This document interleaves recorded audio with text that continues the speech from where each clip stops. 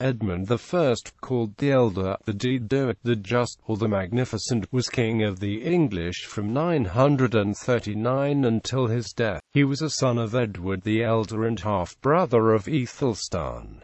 Æthelstan died on the 27th of October 939, and Edmund succeeded him as king. Military threats. Edmund came to the throne as the son of Edward the Elder, grandson of Alfred the Great, great-grandson of Æthelwulf of Wessex, great-great-grandson of Egbert of Wessex, and great-great-great-grandson of Ealhmund of Kent. Shortly after his proclamation as king, he had to face several military threats.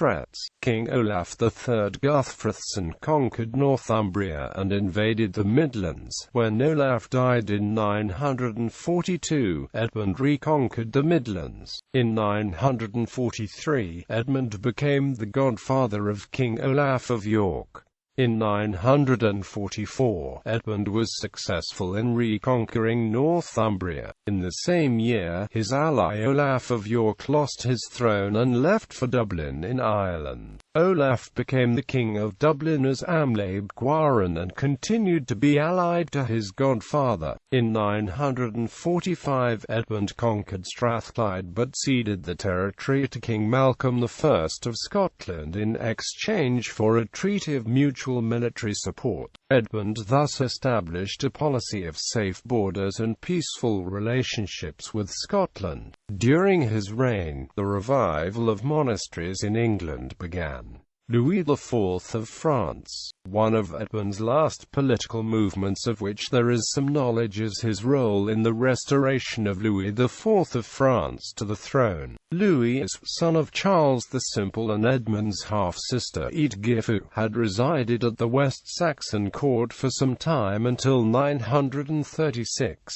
when he returned to be crowned King of France. In the summer of 945, he was captured by the Norsemen of Rouen and subsequently released to Duke Hugh the Great, who held him in custody. The chronicler Richrus claims that Eadgifu wrote letters both to Edmund and to Otto I, Holy Roman Emperor, in which she requested support for her son.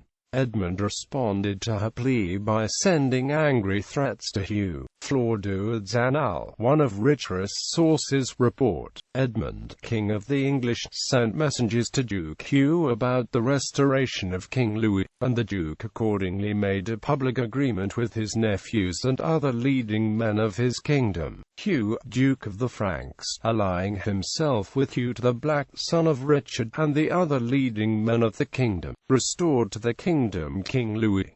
Death and succession. On the 26th of May 946, Edmund was murdered by Leoffa, an exiled thief, while attending St. Augustine's Day Mass in Puckle Church. John of Worcester and William of Malmesbury add some lively detail by suggesting that Edmund had been feasting with his nobles when he spotted Leoffa in the crowd.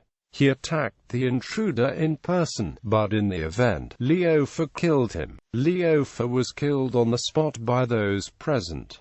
A recent article re-examines Edmund's death and dismisses the later chronicle accounts as fiction. It suggests the king was the victim of a political assassination. Edmund's sister Eadgyth, the wife of Otto I, Holy Roman Emperor, died earlier the same year, as Flor-du-Zanal 946 report. Edmund was succeeded as king by his brother Edred, king from 946 until 955. Edmund's sons later ruled England as Eadwig, King of England from 955 until 957, King of only Wessex and Kent from 957 until his death on the 1st of October 959. Edgar the Peaceful, King of Mercia and Northumbria from 957 until his brother's death in 959, then King of England from 959 until 975. Ancestry.